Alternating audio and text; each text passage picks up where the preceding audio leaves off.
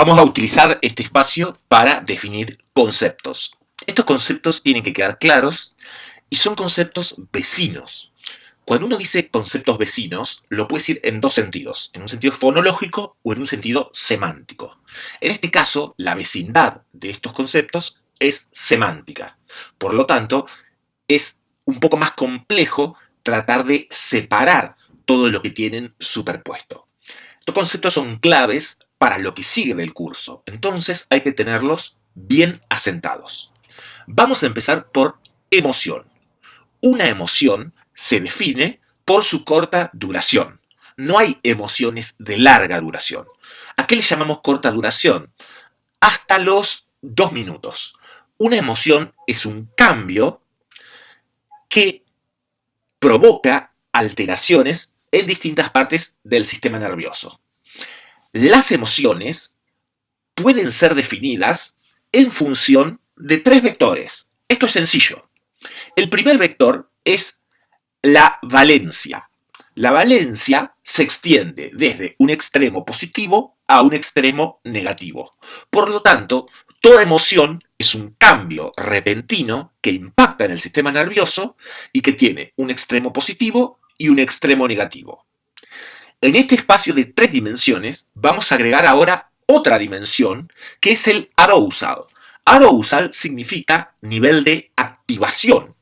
La activación en relación a las emociones implica qué tanto moviliza ya sea el sistema nervioso simpático o el sistema nervioso parasimpático. Es cierto que aún no hemos definido al sistema nervioso autónomo y ahí dentro del sistema nervioso autónomo están el sistema nervioso simpático y el parasimpático. Pero si colocamos arousal en las emociones, también tenemos un extremo positivo y un extremo negativo.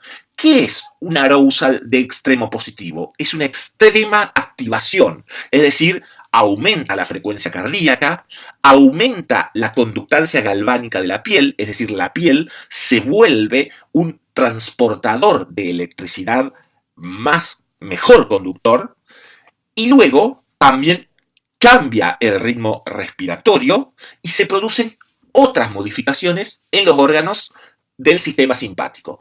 ¿Qué significaría un extremo de menor arousal? Que no hay ninguna activación, que la frecuencia cardíaca incluso disminuye, que disminuye la frecuencia respiratoria, disminuye la conductancia eléctrica de la piel. Entonces ya tenemos dos vectores. Tenemos un vector que es la valencia y tenemos otro vector que es el arousal. Entonces podemos decir, una emoción es un cambio que impacta en el sistema nervioso, produciendo cambios en la valencia y en el arousal. Pero nos falta un tercer vector, que es el grado de control que tiene la persona por sobre lo que está sucediendo. Entonces, se produce un cambio repentino. Esa persona tiene un extremo de control alto y un extremo de control mínimo. Podríamos decir que cuando una persona tiene un impacto emocional producido por una película, el grado de control que tiene en general es elevado. Es muy extraño que la persona al ver una película, por más que la película provoque un susto o un ataque a una persona vulnerable, la persona pierda el control y tenga reacciones impulsivas.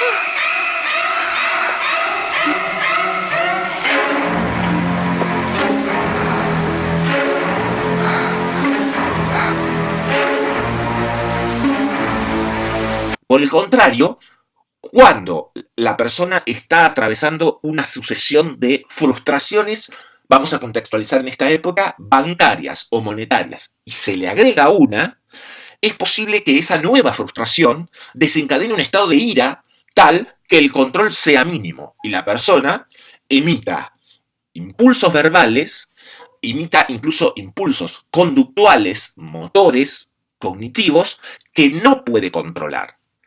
Acá viene lo interesante del concepto de emoción. Una emoción se define por su posición en las tres coordenadas que acabamos de definir. Vamos a ver una emoción básica. Entendamos que emoción básica significa que es universal, que una persona, un ser humano de cualquier cultura del mundo la reconoce como tal. La sorpresa. Se produce una sorpresa, es un cambio repentino que impacta en el sistema nervioso y provoca cambios.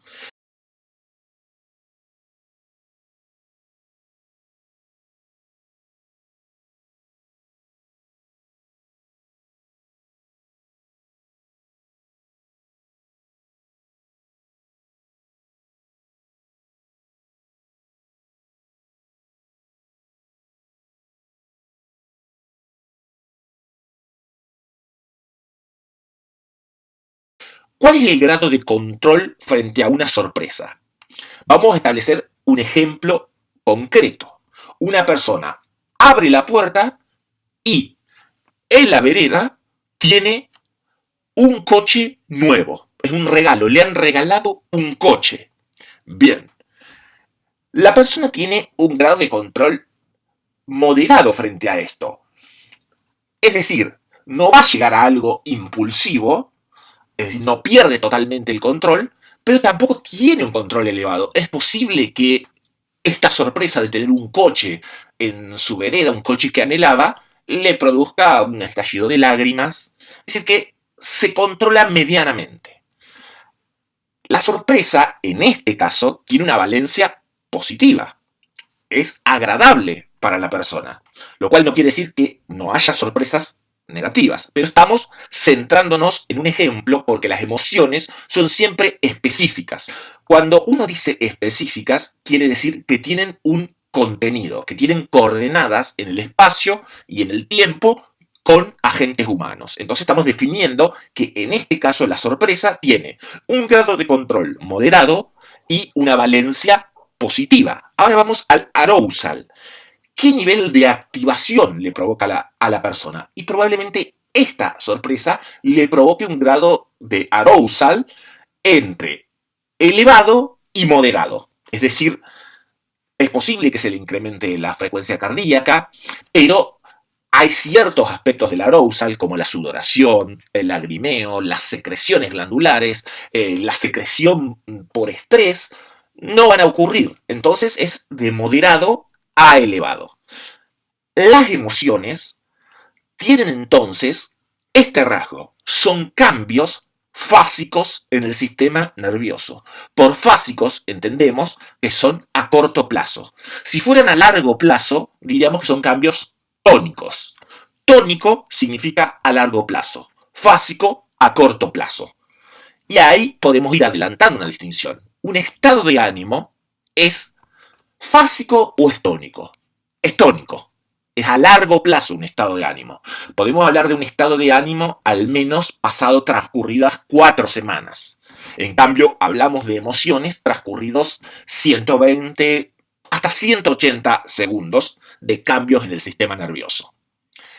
Las emociones son cambios fásicos que se pueden colocar como puntos en un sistema de 3 vectores. Los 3 vectores, lo hemos mencionado, son el grado de control que tiene la persona, la valencia, qué tan positiva, qué tan negativo es, y el control, arousal, valencia. Y ahí tenemos definida la emoción. ¿Cómo la podemos definir de manera categorial? Cuando uno define las emociones de manera categorial, no usa este sistema de vectores, sino que las define por sus cualidades. Es una definición más cualitativa. Las más conocidas son las de Paul Ekman. Paul Ekman ha tomado mucho los trabajos de Charles Darwin y definió cuáles son las 6 emociones básicas del ser humano o universales. Por ejemplo, ya hemos hablado de la sorpresa, pero también tenemos que hablar de la alegría. Luego, a la sorpresa y a la alegría, hay que añadirle la ira. También hay que añadirle el asco. También hay que añadirle otra emoción básica que es el miedo. Cuando tenemos miedo, tristeza, alegría, sorpresa, ira, asco, estamos dentro de las emociones básicas. Una característica de la definición de las emociones es que pueden definirse de modo categorial, por ejemplo, decir que asco es la repugnancia frente a un estímulo que provoca aversión, pero eso mismo podríamos decir, ¿qué valencia tiene? Negativa. ¿Qué grado de control tenemos frente al asco? En general es elevado el grado de control que las personas tienen frente al asco. Hay un control frente al asco. Y a la vez, el asco no provoca mucha activación. La emoción que sí provoca mucha activación es la ira. Una persona en un estallido de ira no tiene control, tiene un elevado arousal y la ira tiene una valencia negativa. Vamos a la alegría. La alegría tiene una valencia positiva. El grado de activación o arousal de la alegría es moderado. Las emociones negativas siempre son mucho más potentes que las emociones positivas. Estamos más preparados para emociones negativas que para emociones positivas. Entonces, la persona tiene ese nivel de arousal y la alegría se puede controlar. La persona tiene un grado de control.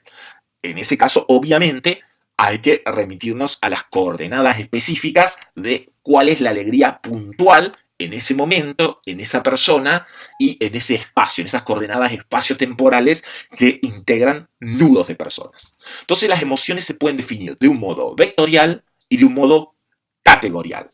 El estado de ánimo, a diferencia de las emociones, son a largo plazo, es decir, son tónicas.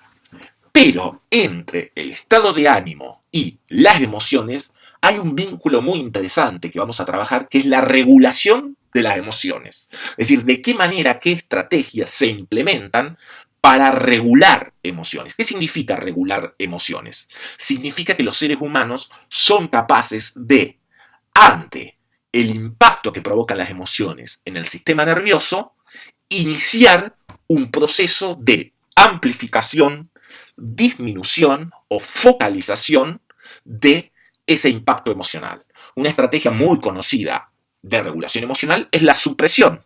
La supresión significa que la persona experimenta la emoción, pero conductualmente, es decir, a nivel, por ejemplo, del rostro, no transmite ninguna emoción. Eso no significa que la emoción no esté transcurriendo. Significa que esa persona está utilizando una estrategia de regulación emocional de suprimir que se conozca socialmente la emoción que está transcurriendo. ¿Por qué estado de ánimo y emoción y están relacionadas? Porque las personas no utilizan una estrategia de regulación emocional ocasionalmente, sino que tienen una tendencia a utilizar determinados estilos de regulación emocional. Y los estilos de regulación emocional que utilizan las personas generan predisposiciones a experimentar determinado tipo de emociones. Por ejemplo, hay un contexto que es hiperemocional, que es el contexto de la actividad docente.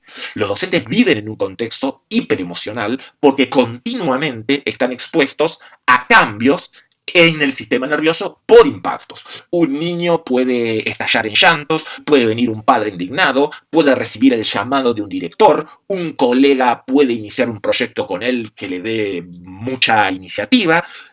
Son tantos los cambios emocionales dentro del contexto docente que hablamos de que es un contexto hiperemocional. Ahora, ¿qué estrategias de regulación emocional priman, son preponderantes en ese docente? Esa va a ser nuestro próximo desafío, entender qué estrategias de regulación emocional existen y qué consecuencias tiene tener una predisposición al uso de determinadas estrategias de regulación emocional en función de lo que causan a nivel de la salud mental.